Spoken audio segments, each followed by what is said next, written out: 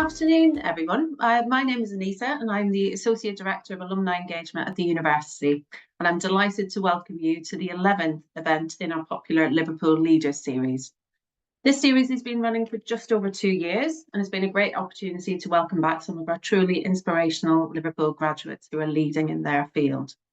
Past speakers include the university's current Chancellor and US District Judge, the Honourable Judge Wendy Beetlestone, James Quincy, CEO and Chairman of Coca-Cola, and world-renowned composer Professor Shirley J. Thompson, OBE, to name a few.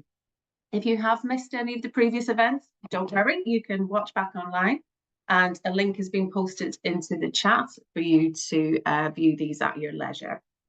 So back to today's event. Our 11th guest is Denise Nurse.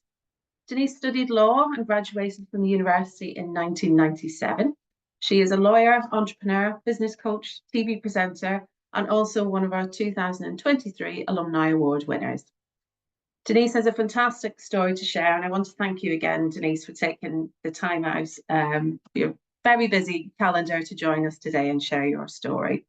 If you do have a question for Denise, please do send this to me via the chat box, and we will cover these if we have time at the end of the session. Interviewing Denise today is my colleague Gavin Freeborn. Gavin is a Research Communications Officer at the university and also the host of our new university podcast, Original Ideas. So thank you both, and over to you, Gavin. Thank you very much, Anita, and welcome, Denise. Hello, Gavin, and hello, everyone who's joined today. Thank you for having me. Excellent. So we'll just do some more introduction in terms of your background, Denise. So it's safe to say that Denise is a distinguished TV presenter, dynamic business coach, seasoned lawyer, captivating speaker and host. So no pressure for me today, obviously, hosting this session along with Anita. Of course, it's like a triple host situation really going on. So known best really as presenter of BBC One's Escape to the Country, and for presenting the weather and the travel on Sky, Denise brings an inspirational style and energy that will captivate the audience. Denise's ability to challenge perceptions, encouraging individuals to surpass their limitations and take the steps to actively change their lives, sets her apart. With a track record of breaking barriers and setting new trends, Denise is celebrated not only for her professional achievements, but also for her bright and warm personality that resonates with audiences. As a successful businesswoman, in 2007, Denise co-founded Halebury, a groundbreaking UK law firm that revolutionized the legal industry with its introduction of flexible and agile working practices. In 2018, demonstrating strategic prowess, she successfully sold the business, paving the way for the launch of several new ventures. As the CEO of Realize Your Value, her coaching business, Denise is committed to creating economic empowerment for her clients. In addition to her business and TV pursuits, Denise is also co-founder of the Black Founders Hub, a peer networking organization for ambitious Black founders in professional services, businesses, and support SEND kids, a charity dedicated to facilitating easier access to educational rights for SEND children and their families. So, time for some questions, Denise. Now you're in the hot seat. So first of all, can you tell us a little bit about your early memories of the University of Liverpool and why you chose to study with us? Absolutely. It's lovely, I have to say, looking at your background. That was one of the really attractive things about Liverpool, this notion of it being a traditional red brick university and having so much history about it. But I started at Liverpool actually 30 years ago. So I graduated in 1997, but it was 1994 when I had finished my A-levels and was going off to uni that I joined the university, so quite a while ago. And at the time, I knew I wanted to do a law degree, and I was looking at various universities and where I could go. I also knew that I wanted to study away from London. So I grew up in Newham, East London, which is a wonderful area, really culturally diverse. But I knew that I would probably return to London because that's where all my friends and family were. So I thought university would be a wonderful time to live and experience another part of the country. And that theme has followed me throughout my life. Now I present a programme about living in other parts of the country. Liverpool itself, I have to admit, the other theme of my life is television.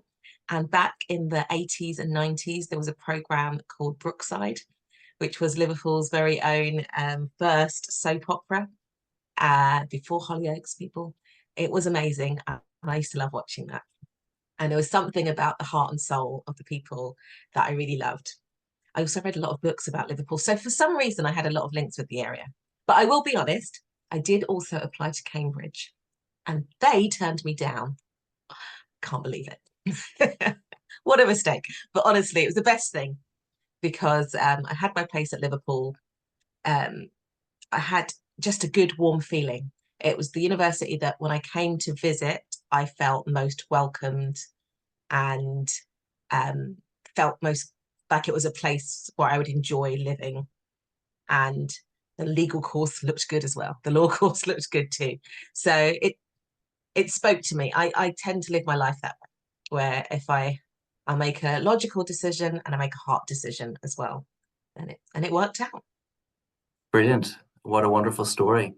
And surely Cambridge's miss is our wonderful luck for sure.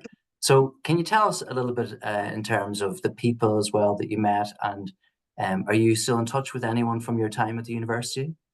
I absolutely am. It's one of the best things ever. One of my halls of residence, I understand, I think finally was disposed of this year or last year. So I lived in halls in the first year, Lady Mountford House in D Block, and about 5 of the girls that were on my block level are still some of my best friends. So we then ended up in a house of 10 of us, and we are still friends, and we are actually planning a return to the university in September to mark our 30th anniversary of being there. Now, most of them were medics, so I know a lot of doctors now, and actually one of them is my agent. So she did a TV, and no, she did an English degree, then she came down to London, ended up working in the TV industry, and then we've ended up working together. And she actually is the person who introduced me to the BBC and Escape. And another of my best friends, still to this day, I met in the queue for one of the clubs. I can't remember which one, but she is from the East End as well. So we met because we recognised each other's accents. And I was up north and everyone sounded different. And I heard this Cockney accent and she heard mine, and we started looking for each other in the queue. Who is this person? And we became friends then. We've been friends ever since. Hello, Gaynor. Brilliant. Wonderful. What a lovely history. And yeah, I spent a little bit of time living in the East End in the past myself, so I'm aware of the Cockney accent and the technical distance of being able to hear the Bow Bells in terms of Well, you strictly. can count yourself as a true Cockney. Exactly. So moving on from that, what would you say are the most important aspects of your time at Liverpool that have helped you develop as a leader? I think Liverpool gave me opportunity to be who I am, and express who I am. I think that's what I got most out of it. So it was a shock to the system, much as I was really looking forward to coming to Liverpool and it's where I wanted to go. It was the first time I'd lived away from home. I was 18 and I was in this city that I only knew about from watching a fictional TV program, really. So not so well prepared. So there was a lot of adjustment. And one of the things that stood out to me, having come from such a diverse and multicultural area, and knowing something of the history of Liverpool as a port and the history of Black people and different cultures in the city, I think I expected it to look a lot different, look a lot more culturally diverse than it did when I first arrived. So that was a bit of a shock to the system, but it was fine. I could adjust. And then I started my law course, and I remember sitting in the lecture theatre on the first day, and there were like 200 maybe students, and I was looking around, and sure I was one of only 4 at the time, Black students, which was also not what I expected. As I then grew up, I realised that was pretty much repeated throughout the country. I think things are a lot different now, but at that point, that's what I experienced. But what happened is I went to Freshers' Fair, like everybody else, and went around looking for the things I'd be interested in. I joined drama club or drama group, whatever it was called. But there was no society for Black people.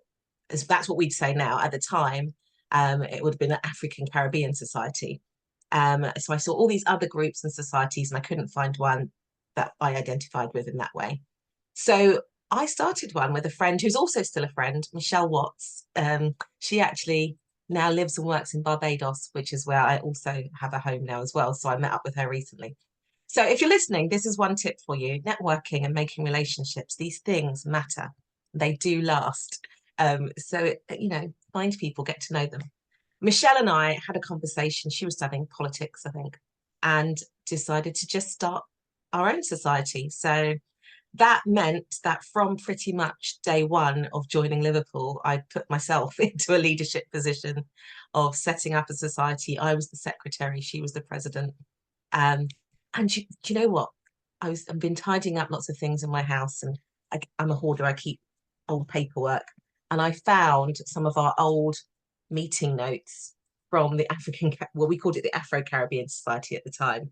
I even found this old letter, like from letterhead, you probably can't see it because it's all blurred, from the university where we'd set up. We were very officious. We had like regular meetings. I took minutes. We were very upset if people didn't turn up and wanted apologies. But it was a lot of fun. And what we did with that, what we wanted from that was for there to be a place for people who were interested in Afro-Caribbean heritage to join. So I remember there was a big debate about whether this should be only for African Caribbean people or can anyone join? And we were like, yeah, anyone can join who's interested.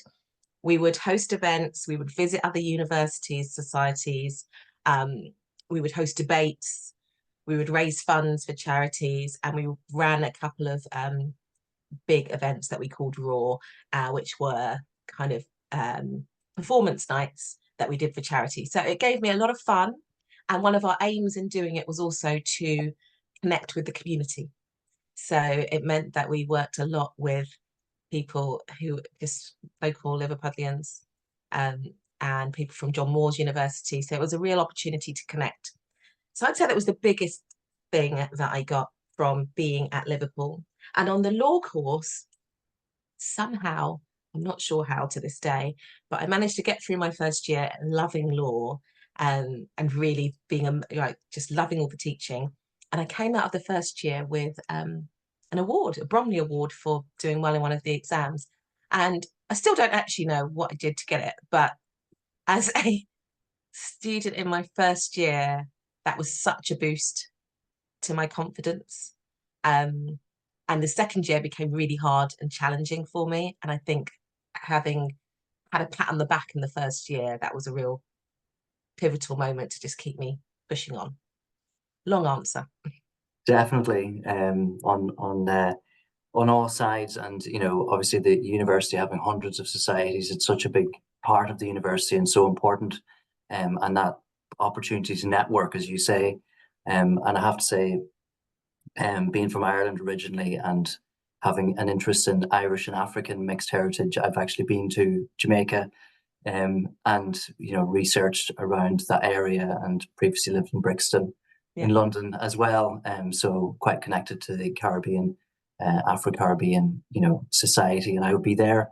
I would have joined you at the time if I'd been a student or a member of staff or in the neighborhood.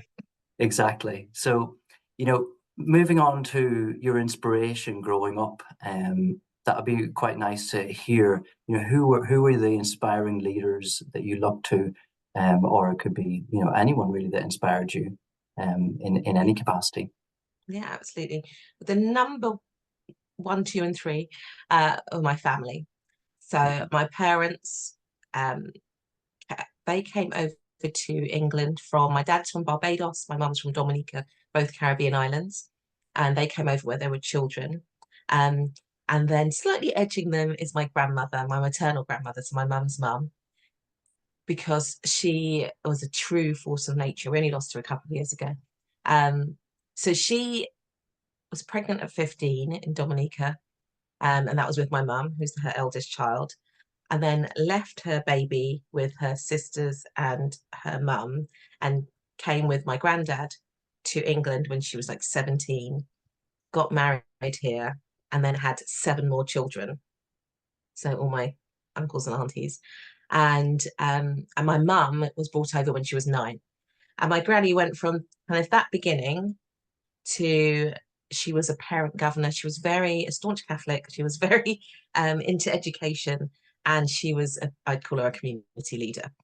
She always demonstrated how to have a voice and use your voice effectively. So she was a great networker.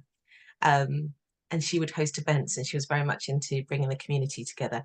Now, as someone with 8 children, she had to be creative as well. So she had to find ways to keep them all entertained. 5 of them were boys in summers. So she would organise with her friends activity weeks, for the whole summer, and it used to cost like £1 to go. And all of the parents would basically pull together and then get the older children to run the centre, and meant we all had somewhere to go and something to do.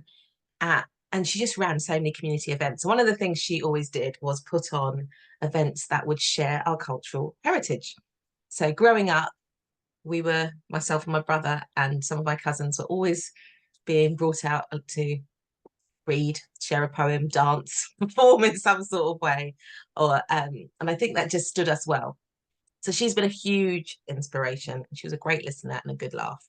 My parents instilled education.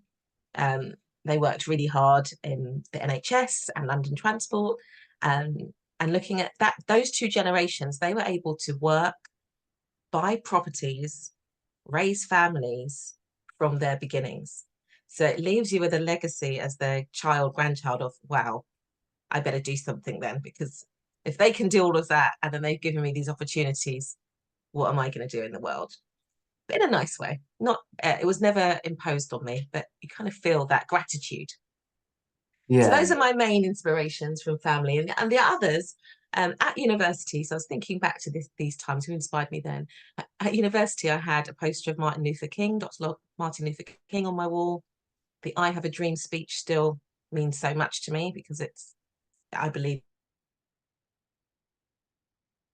that's just thing, the imagination, to have the idea, to have the big vision of what you want, and then anything is possible. And Malcolm X as well, to be a bit revolutionary and to go against the grain. So those 2 were posters on my wall back then.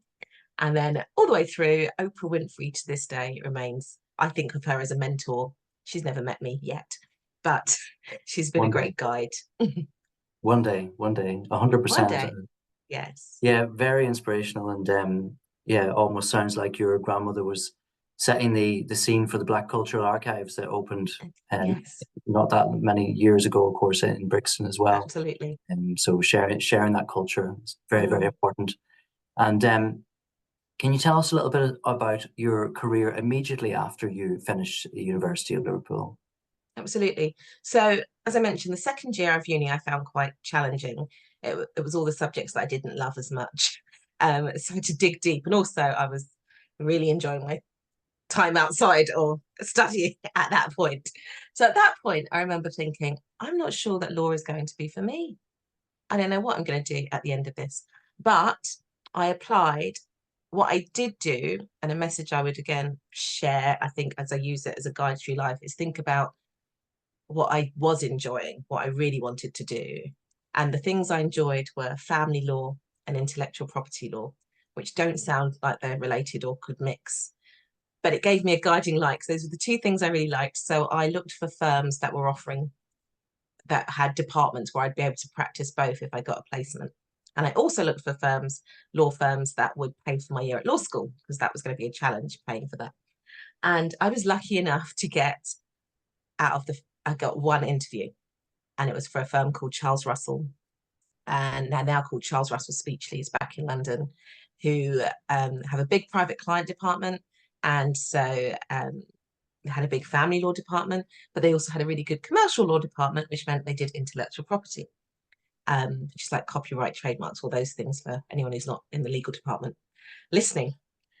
So I applied and I was lucky enough to be offered a training contract. So that meant I was able to finish my law degree knowing that, subject to, passing and getting a minimum 2-2, I would have my law school set up. So I went to what was then the College of Law, now the University of Law in London, and then went straight on to do my 2 years training contract working for Charles Russell.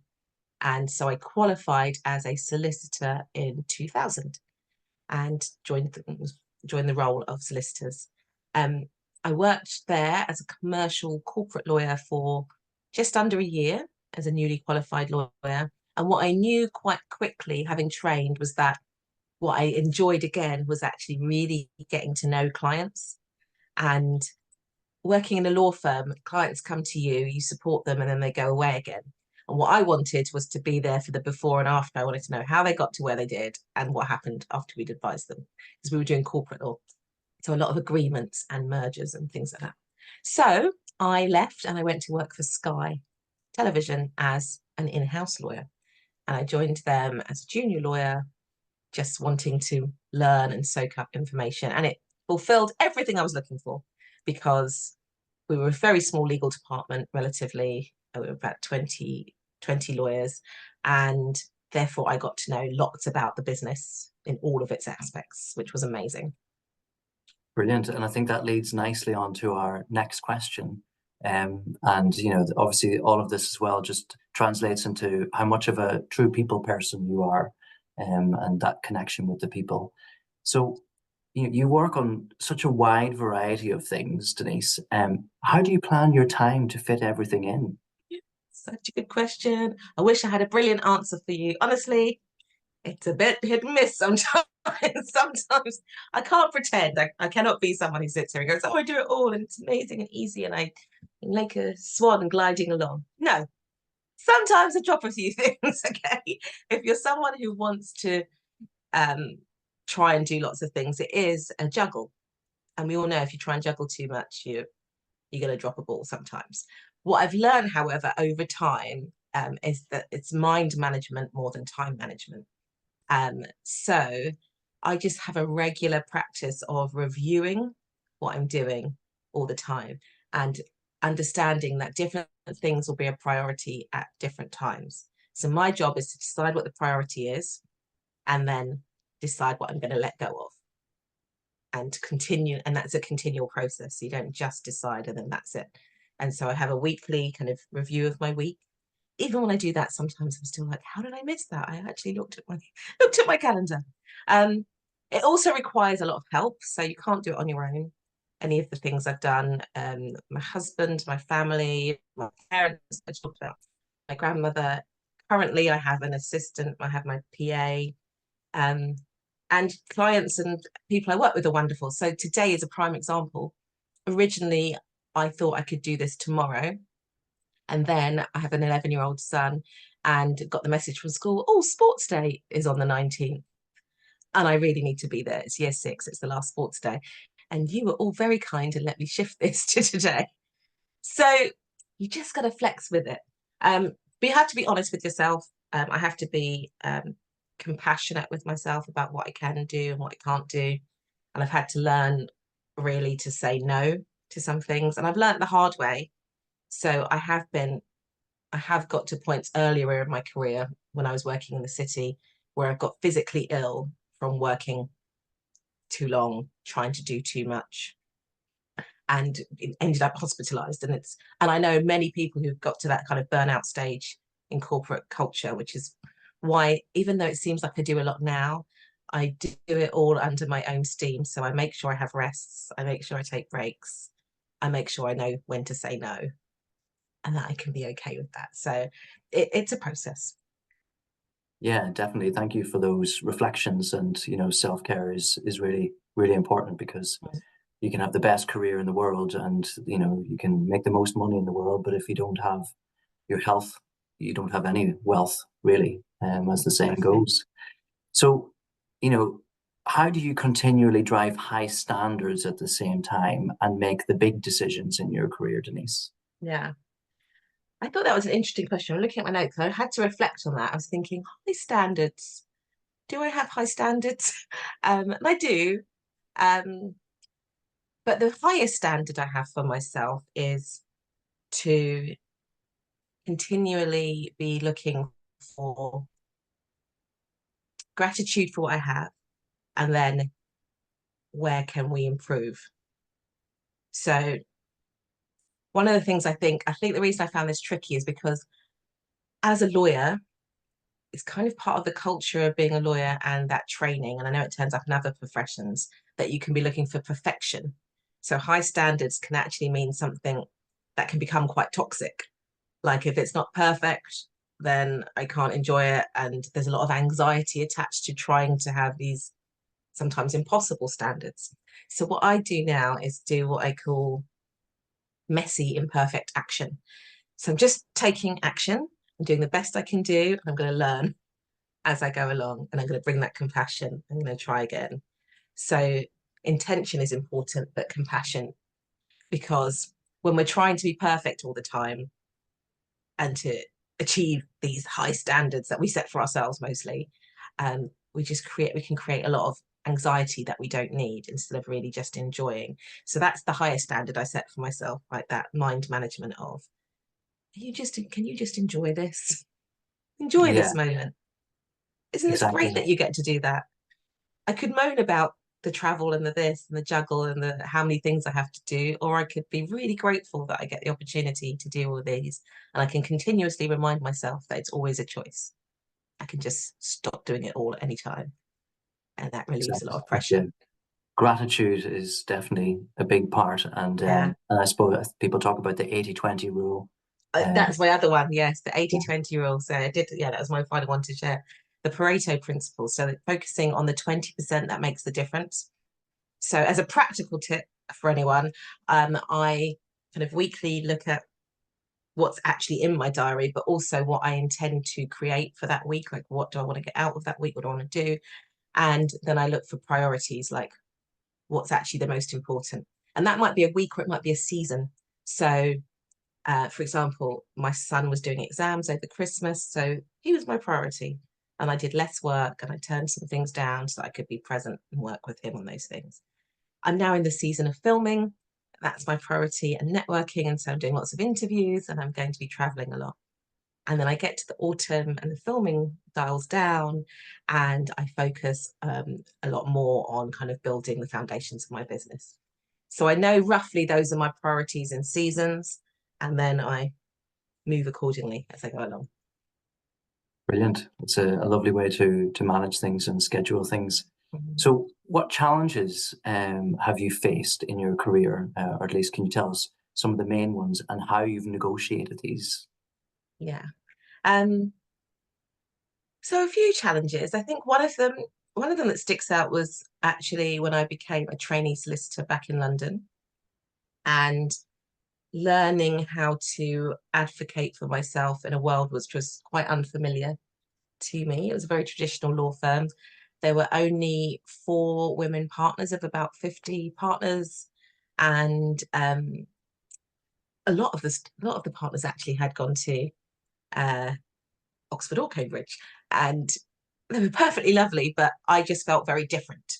So I had to overcome some of that own, I think we call it imposter syndrome these days, or where do I fit in, or how do I show up as me and be accepted here.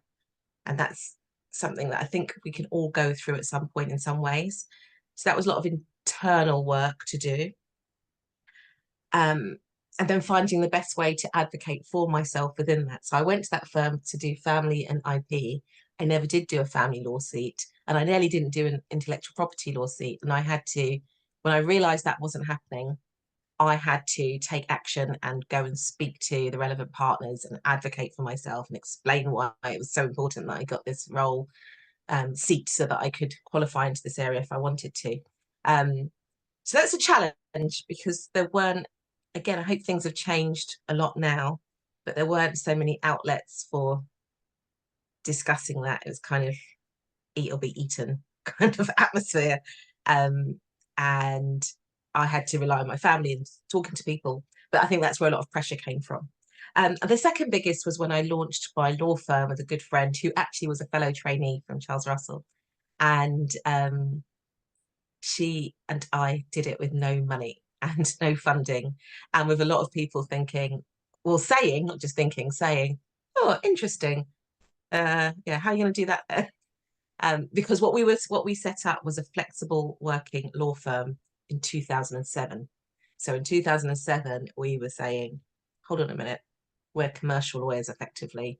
We do a lot of our work drafting things behind a computer, on a computer behind a desk, talking to clients on the phone, and I might meet them in person once or twice. So we don't really need a big office. We don't need to sit in this office. We're quite senior at this point. We know what we're doing. We could do this much more flexibly and remotely if we set up the infrastructure. And that was what we set up. And so there was a lot of educating the industry as to this is possible and this is how it can work. And getting that going by earning money and ploughing it all back into the business was a challenge. And there were many, many months when we didn't pay ourselves or when we tried to figure out how we could pay anyone. But we got there in the end. Wow, you really were trailblazing, because obviously that whole sort of remote working, it took the pandemic, it took a worldwide pandemic to really bring that into the mainstream, and you were around 15 years ahead of that. And so that's pretty phenomenal. It is, and it still feels weird to say it like that and to think of it like that. But I think it's important that I do. I think it's important that I own it for myself and Janvi, and that we say, hey, we did this, and really own it. So yes, it was kind of gratifying, although I wish it hadn't taken a worldwide pandemic, and that was truly horrible. But to see how this has taken off, and now I do speak often. I'm speaking at a client tomorrow about remote working and managing remote teams, and how you can still have a network and a community and a culture, even if you're not all in the same place all the time together, which is the big mind shift. So there's a lot of work in helping people now make that transition. Exactly, and just this conversation that we're having at the moment is a perfect example, isn't it? People all Exactly. over the world who are joining us today, listening and engaging, and so thank you very much for those points. And I think that element of advocating for yourself as well that you mentioned there is so key, and working on potential imposter syndrome, which I think majority of people struggle with at some stage in their life, especially with from a career perspective. There can be so much competition, and yes, what do they say? Comparison is the thief of joy when it comes to where other people have graduated from, or how they may be dressed, or what car they drive, etc., Exactly. all of those things. But essentially, we are all the same, in my opinion, anyway. So. Yeah. I think our last main question at the moment would be around the advice that you would give to current students or recent graduates in the audience about their careers, along with everything else, of course, that you've covered, which is really lots and lots of great advice. Well, thinking about this is what I would tell my own children. And not the old children, but this is what I tell my family, my cousins, anyone who I'd ask, and what I truly believe. So a couple of things. First of all, do what you love and love what you do. So some people don't like that. They're like, oh, you can't just tell people to do what they love. The world doesn't work that way, blah, blah, blah. I think if you are focused on things that you enjoy, even if you don't get to do them right now, it gives you something to focus on, to aim for.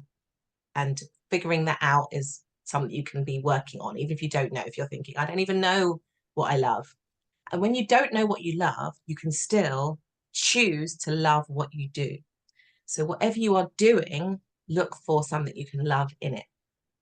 I've done many jobs that I may not have chosen to do forever or loved, or had moments in the job that I did love as a lawyer where I wasn't doing, where I wasn't enjoying it, but I had to find the bit I loved. For me, I love learning, which hopefully all of you guys here do as well. So if I can find something to learn in any situation, that's a win for me. I can turn that into a win. What can I learn? What can I learn about myself? What skill can I take away? What opportunity is there to get to know someone different? Like, though, that's what I mean when I say love what you do. And out of that, you will then find what you love. And I truly believe you can have a career in anything you choose on this planet. Humans are infinitely interesting and interested. So you can literally love, as we know, I'm looking at this screen, cloud formation, and you can make a job out of that because, yeah, I was a meteorologist, wasn't a meteorologist, but I was a weather presenter. You know, you can do that if that's what you want. My son at the moment is 11. He loves roller coasters. And so now we're studying them. And I found out from another friend the other day that her friend is doing a PhD in roller coasters. I didn't even know it was a thing. So just know that that's possible and then allow yourself that freedom. And you can then find it in whichever career you actually choose. And law is a brilliant one because law turns up anywhere. So you can be a lawyer in sports, in children, in whatever it is. So yeah, love what you do, what you love, and love what you do. That's my piece of advice. Definitely. I was watching something the other day actually about the physics of roller coasters. And I think it was a podcast actually I was listening to, and they were talking about the when they got the motorcycle to go a full circle Yes. Yeah.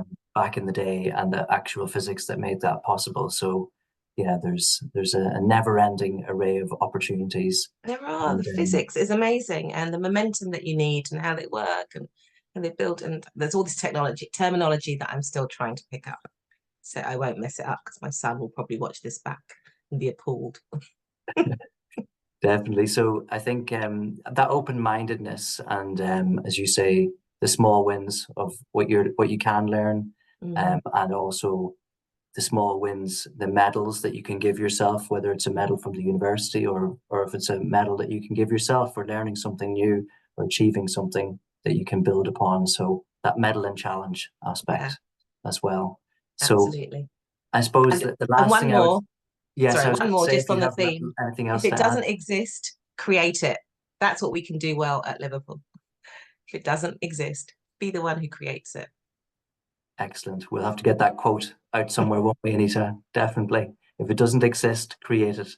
So I think we've got time for some Q&As now. So I'll hand back over to Anita. Thank you very much, Denise. It's been a real pleasure and an honor to be able to interview you today and to join our audience. Thank you. Thank you, Gavin. Really enjoyed it. Thanks, Gavin. And Denise, you're not quite free yet. We've had a few questions through if you're happy to answer them. Absolutely. So the first one is from Mona. So your career transitions from law to television and then to entrepreneurship are inspiring. Did you face any insecurities when making these leaps? And if so, how did you overcome them? So thank you, Mona. Great question. Yes, is the simple answer. I'm human. I have insecurities all over the place about all sorts of things. And I also like adventure and trying new things. So the answer is kind of twofold. In the moment when these things happen, so the transition from law to television came because I entered a competition. I entered a competition when I worked at Sky for, they were looking for presenting talent amongst their staff. So it's kind of a low risk. And then I just kept progressing through the competition.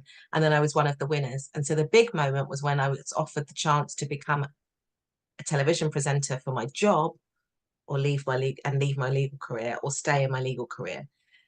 And having spent all that time building this career, that was a huge decision. And I spoke to my parents about it, and I couldn't afford a one-on-one coach. I probably could have, but I hadn't thought about it. But I read a lot of self-help and self-improvement books. But one of the things I practice outside of that is doing things that push me out of my comfort zone. So I had done a bungee jump before that. I'd done whitewater rafting. That was in my 20s. Now in my 40s, I did sailing for the first time last year and had some swimming lessons because I'm not the greatest swimmer. And I did a comedy course the other day.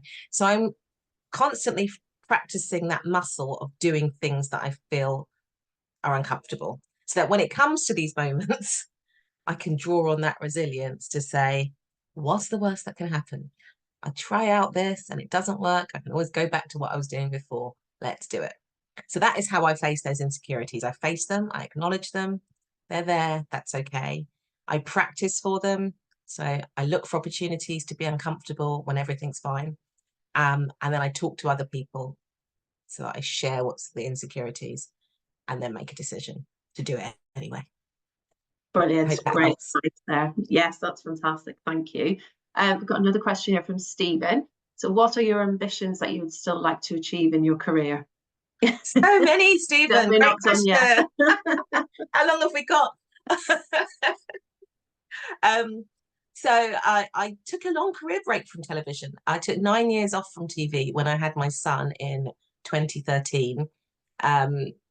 So I started in TV in 2004, and then I had a break for 9 years. So I've returned to TV 2 years ago. This is my third season back on the show.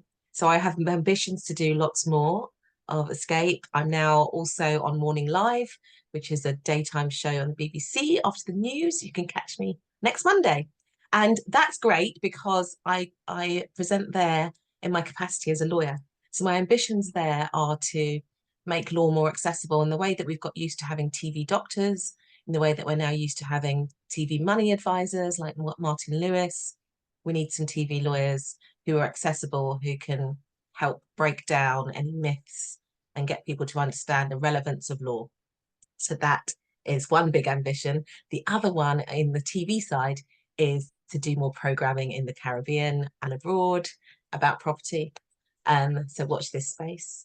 And I'm a coach. So as you heard in the intro, I have an ambition to help other founders who want to make an impact with their work to do that whilst also making money and sustainable businesses, because people with those goals doing good things, we need more of. So if I can help, that's what I want to do.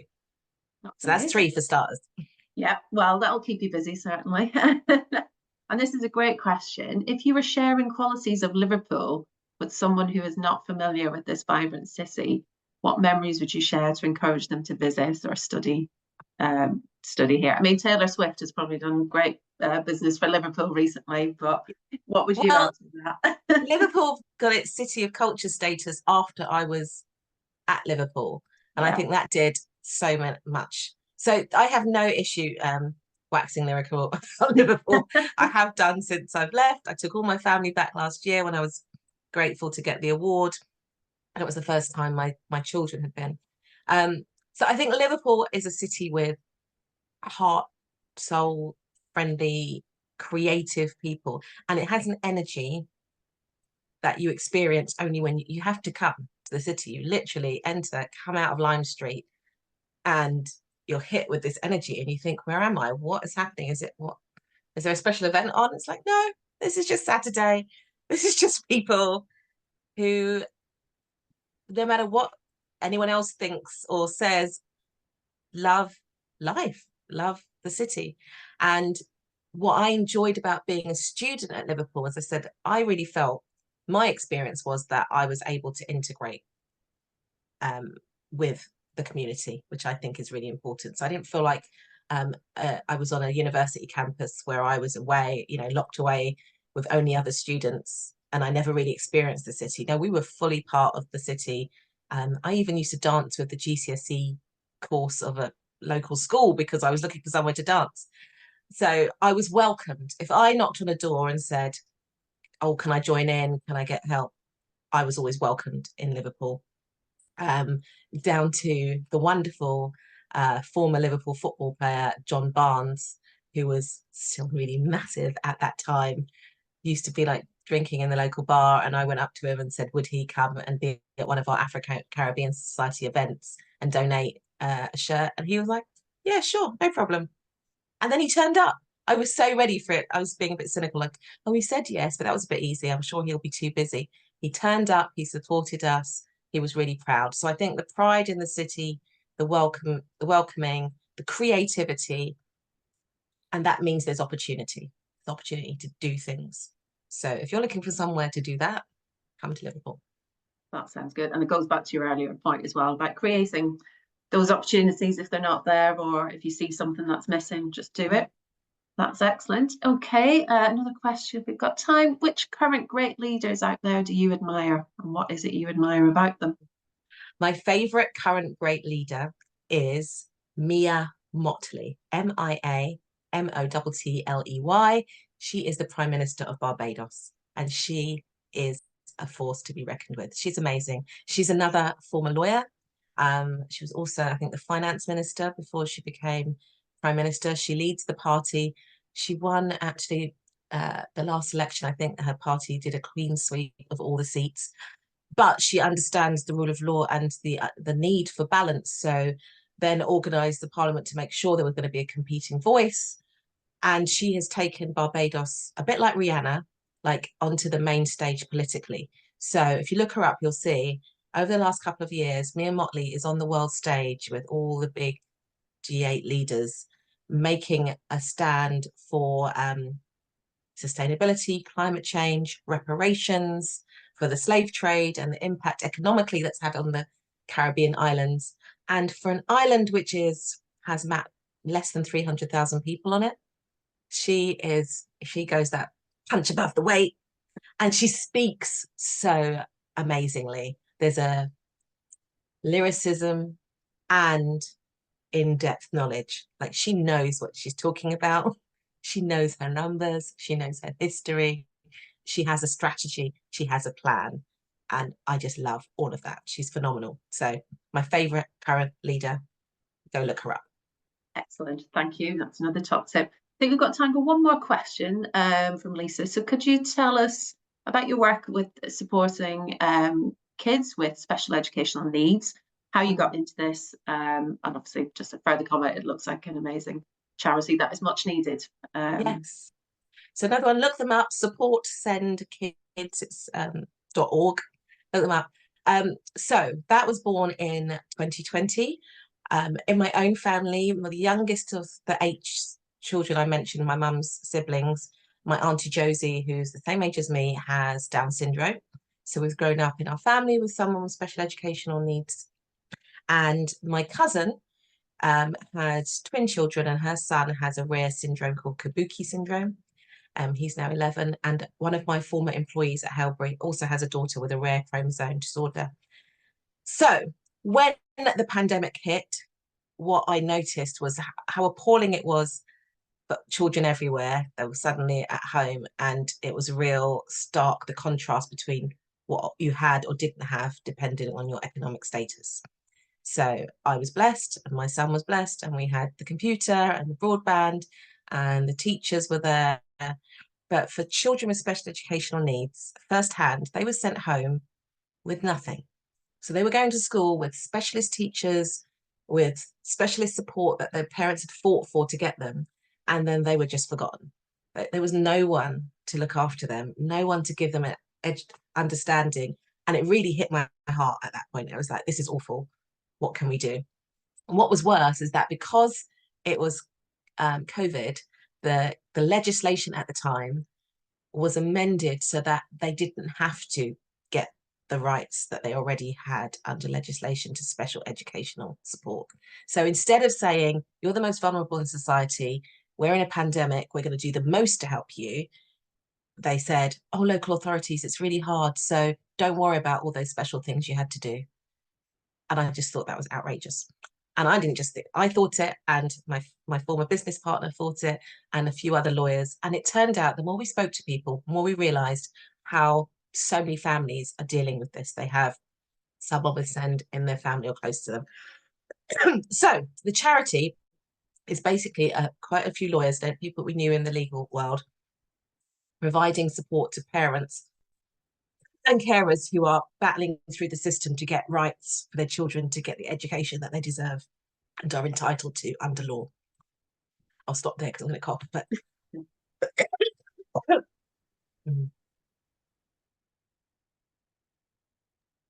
essentially, that's what it's for. So it was looking for a way that we could use our legal skills or our legal network to do something. And what we've realized is that all these parents were doing it on their own and had so much knowledge, but they're so exhausted from having done it that the last thing they want to do is pass that knowledge on, but they do anyway. So we created a platform where they can pass the knowledge on, be connected to lawyers and supporters, and then all the knowledge is in one place. So the next parent that comes along can get access to the how-tos and what to do's, or to some legal support. And that's what that is. Yeah, no, that's great. And another great way, obviously, how your law skills have obviously never left you, and that you can use them in obviously lots of different ways to support families, and to share advice maybe with people who can't access it so readily. So I think, like you said, about being able to do that on TV is really important, just to give people that advice.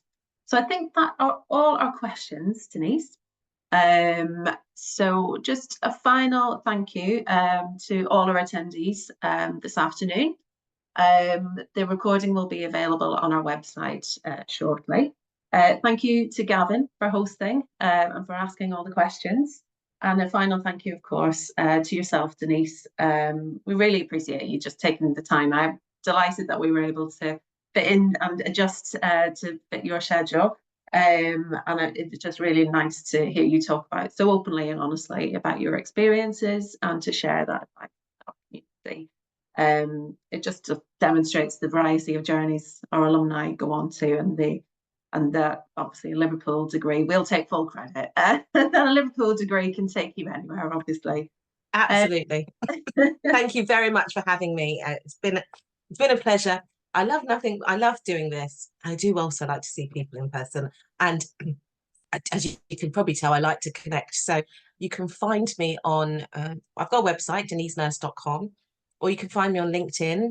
It's just literally Denise Nurse. And I'm on Instagram as well as denise.nurse. So if you wanted to reach out afterwards, if you wanted to ask another question that we didn't have time for, just get in contact and I'll do my best to respond as quickly as possible.